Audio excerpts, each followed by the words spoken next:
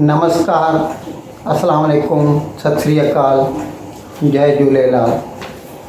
मैं हूं जी प्रेम बटलानी और आप देख रहे हैं हालात हाजरा का प्रोग्राम। हकीकत ये है, प्रोग्राम के शुरू में आप सबसे मेरी दरख्वास्त है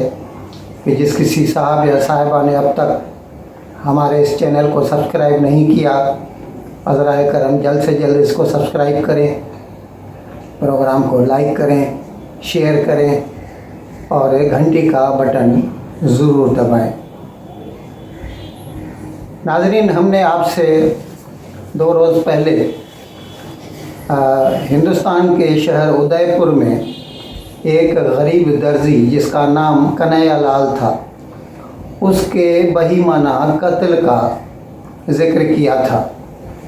जो कि 2 मुसलमान दहशतगर्दों ने दिन दहाड़े गला काट कर किया। अब उस पे उनको तो गिरफ़्तार किया जा चुका है और उसके बारे में पहले तो मुकामी पुलिस उनकी तहकीकात कर रही थी। फिर उसके बाद उसमें जब टेरर का एंगल निकला तो भाई ये दहशतगर्दाना अमल है, तो फिर नेशनल इन्वेस्टिगेशन एजेंसी जो कि मरकज़ी हुकूमत से ताल्लुक़ रखती है, NIA, उसने ये तहकीकात अपने हाथ में ले ली। अब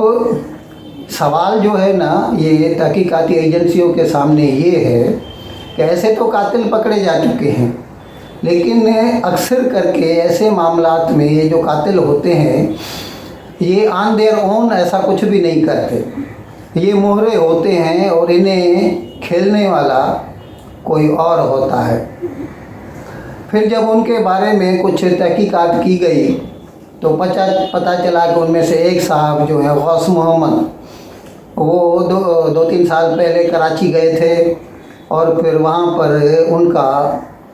जो है दावत इस्लामी, जो पाकिस्तान की एक तंजीम है कराची बेस्ड, उसके साथ वो ताल्लुक़ में आए और हो सकता है खुदा बेहतर जानता है कि उन्होंने दहशतगर्दी की वहाँ पे ट्रेनिंग भी ली हो, लेकिन इतना तो यकीन से कहा जा सकता है कि वो दावत इस्लामी जो है उसका इसके इंतहा पसंद होने में ख़ासा हाथ है, यानी इसके रेडिकलाइजेशन में उसका पूरा योगदान है। अब जब हिंदुस्तानी सरकार ने ये कहा कि भाई इसमें पाकिस्तान के कुछ अदारों का हाथ है, तो पाकिस्तान ने फट से इनकार कर दिया कि ये तो बस आपका रटाया जुमला है, आप हर चीज़ पाकिस्तान के ऊपर थोप देते हैं। अभी हम आपके सामने थोड़े वीडियो चलाएंगे, उसमें वो एक पाकिस्तान की एक मशहूर यूट्यूबर हैं, मशहूर क्या कुछ बहुत ही मशहूर हैं, मोहतरमा आरज़ू काज़मी। उनके 2 प्रोग्राम आते हैं, भेजा फ्राई और एक दूसरा भी है। तो उसने एक प्रोग्राम में इसी कत्ल के ऊपर नहीं, उसने अपने प्रोग्राम में नहीं, प्रोग्राम तो कमर चीमा का था, कमर चीमा शो, उसमें वो मोहतरमा आरज़ू काज़मी जो है वो मेहमान बन के आई थी और उन्होंने अपना जो ओपिनियन दिया उनका ये है कि आजकल हिंदुस्तान का बहुत नाम निकला है और अब क्या कह सकते हैं, ये तो एक कुदरत की सितम ज़रीफ़ी है कि साइमल्टेनियसली जैसे पाकिस्तान का नाम ख़राब हो रहा है कि भाई पाकिस्तान की माली हालत बहुत कमज़ोर है, पाकिस्तान में महंगाई चोट पर पहुंच गई है और पाकिस्तान में अमन अमान की सूरत हाल ख़राब है, पाकिस्तान FATF में ग्रे लिस्ट पर अभी तक बना हुआ है, अभी निकला नहीं है। भले ही उन्होंने कह दिया है कि हम आपको निकाल देंगे, लेकिन अभी तक निकला नहीं है, अभी तक वो ग्रे लिस्ट में है। तो और इधर हिंदुस्तान जो है वो सारे ममालिक से उसके ताल्लुकात जो है बेहतरीन से बेहतरीन होते जा रहे हैं और ख़ास तौर पर मशरक़ वस्ता में जो मुसलमान ममालिक हैं, जिनसे कि पाकिस्तान को नेचुरली हो सकता था, जैसे वो पहले वो कहते हैं वो मुस्लिम उम्मा से ताल्लुक़ रखने वाले ममालिक, सऊदी अरेबिया से हिंदुस्तान के अच्छे ताल्लुकात हैं, यूनाइटेड अरब एमिरेट्स यानी मुत्तहिदा अरब अमारात से, मुत्तहिदा अरब अमारात ने तो अभी 20,000 करोड़ रुपए का ऐलान किया है जम्मू कश्मीर में इन्वेस्टमेंट करने का। तो یہ حال دیکھ کر تو ایسے لگتا ہے جیسے کہ ہندوستان کا گراف اوپر چڑھ رہا ہے اور پاکستان کا گراف نیچے گر رہا ہے۔ ایسے حالت میں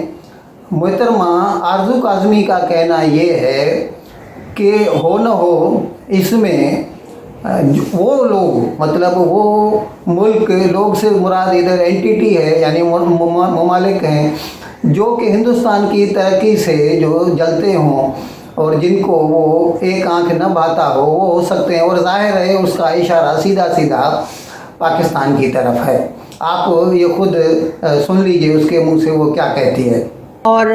ظاہر ہے کہ جس طرح سے، پھر آپ کہیں گے کہ میں تعریف کر رہی ہوں، لیکن یہاں تعریف بنتی ہے کہ جس طرح سے انڈیا آگے بڑھ رہا ہے، چاہے اپنی وہ اکانومی کو لے کر آگے جا رہے ہوں، چاہے ان کی فورن پالیسی کو وہ بیلنس طریقے سے لے کے جا رہے ہوں، یہ بات تو پاکستان کے لیڈرز نے بھی بہت بار مانی ہے کہ یہ دو چیزیں جو ہیں سب سے امپورٹنٹ ہوتی ہیں، اور ایجوکیشن میں تو خیر ہے ہی وہ لوگ آگے، تو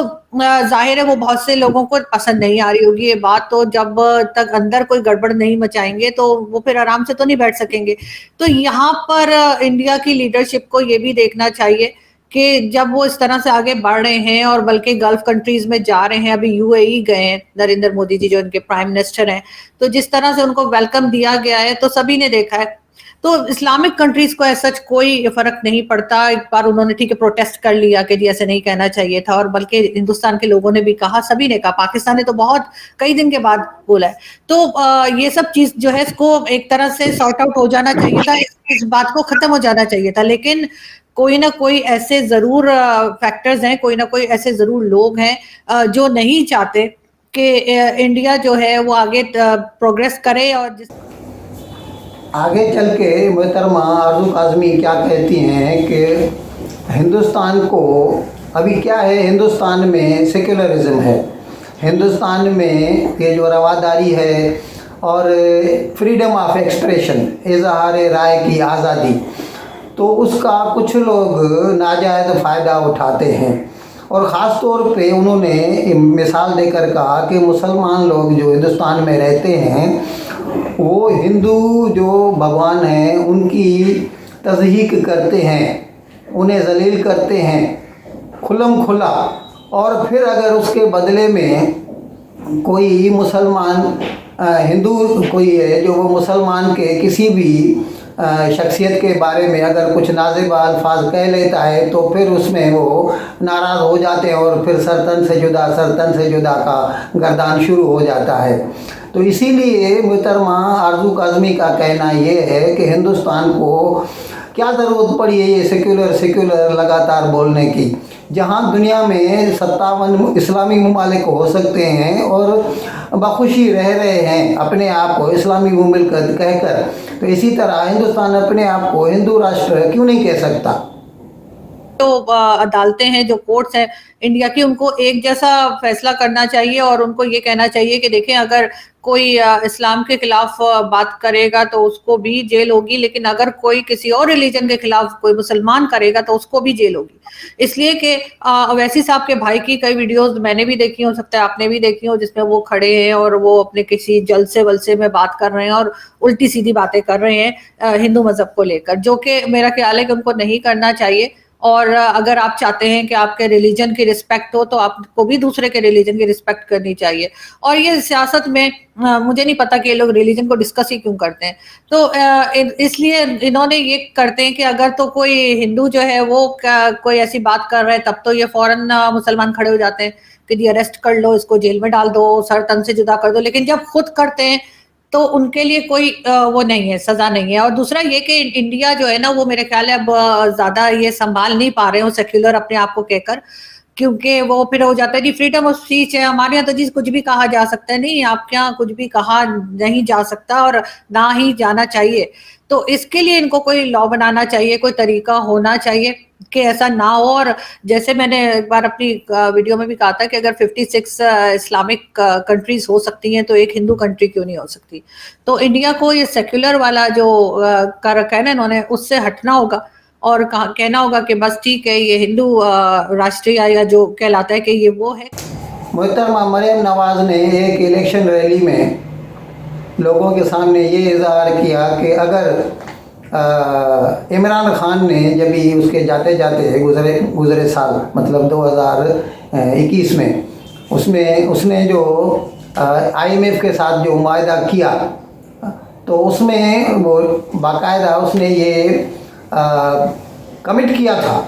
یہ کہ بھئی آپ جیسا بولیں گے ویسا ہی ہم اپنی معاشی پالیسیاں بنائیں گے، ویسے ہی بجٹ بنائیں گے۔ اگر انہوں نے یہ معاہدہ نہ کیا ہوتا تو ہم یہ تیل کے بھاؤ بھی نہیں بڑھاتے اور تیل کے ساتھ سمجھو بجلی کے بھاؤ ڈیزل کے بھاؤ بھی نہیں بڑھاتے۔ تو ان کے کہنے کا مطلب تھا محترمہ مریم نواز کے کہ یہ ساری جو مہنگائی ہے نا اس کا ذمہ دار گزشتہ حکومت یعنی عمران خان کی حکومت ہے۔ کل عمران خان کا لانگ مارچ تھا۔ اب لانگ مارچ کیا تھا؟ راولپنڈی سے نکلے، اسلام آباد کے پریڈ گراؤنڈ پہ آ کے ختم ہو گیا اور وہاں پر پھر انہوں نے عوام سے خطاب کیا اور وہی گھسی پیٹی باتیں، رجیم چینج یہ وہ، لیکن اس کے ساتھ ساتھ وہ تھوڑا ایک قدم اور آگے بڑھ گئے اور انہوں نے اداروں کو، اسٹیبلشمنٹ کو اور عدلیہ کو دھمکی دے ڈالی۔ ان کے کہنے کا مطلب تھا کہ ابھی جب یہ حکومت جو ہے وہ بھاؤ بڑھاتی جا رہی ہے، ہر چیز مہنگی کرتی جا رہی ہے، تو یہ عدلیہ جو ہے وہ سو موٹو اس کا نوٹس کیوں نہیں لیتی؟ ابھی آپ ناظرین دھیان دیجئے، یہ کیا ہے کہ 5 تاریخ کو جب اس نے نہیں کرایا تھا نیشنل اسمبلی میں ووٹ آف کانفیڈنس پہ، ووٹ آف نو کانفیڈنس پہ، تحریک عدم اعتماد پہ ووٹنگ نہیں کرائی اور اسمبلی کو ڈیزالو کرنے کا حکم دے دیا تھرو پریزیڈنٹ آف کورس، تو اس وقت سپریم کورٹ نے سو موٹو نوٹس دیا تھا۔ تو ادھر اس کا اشارہ ہے عمران خان کا کہ ابھی کیوں نہیں عدلیہ سو موٹو نوٹس لیتی اور بقول اس کے کہ یہ جو چور ہیں اور یہ حکومت پہ قابض ہو گئے ہیں تو ان کو کیوں اس نے کھلی راہ دے دی؟ ارے بابا، وہ ایک کانسٹیٹیوشنل پروسیس کے تھرو پاور میں آئے ہیں، انہوں نے کوئی کو نہیں لایا، انہوں نے ووٹ آف نو کانفیڈنس کے لیے ریزولوشن جمع کرایا، 1 مہینے کے بعد وہ آیا اور پھر آپ کی پوری کوشش کے باوجود وہ پاس ہو گیا تو آپ کو چھوڑنا پڑا اور پھر اسی نیشنل اسمبلی نے شہباز شریف کو بطور وزیر اعظم کے منتخب کیا، تبھی تو اس کی حکومت آئی، لیکن عمران خان ہے کہ مانتے ہی نہیں۔ ان الفاظ کے ساتھ میں آج کا پروگرام ختم کرنے کی آپ سے اجازت چاہتا ہوں، لیکن وداعی لینے سے پہلے ایک مرتبہ پھر آپ سے میری درخواست ہے کہ جس کسی صاحب یا صاحبہ نے اب تک ہمارے اس چینل کو سبسکرائب نہیں کیا، عذرائے کرم جلد سے جلد اس کو سبسکرائب کریں، پروگرام کو لائک کریں، شیئر کریں اور گھنٹی کا بٹن دبانا نہ بھولیں۔ بہت بہت شکریہ۔ خدا حافظ۔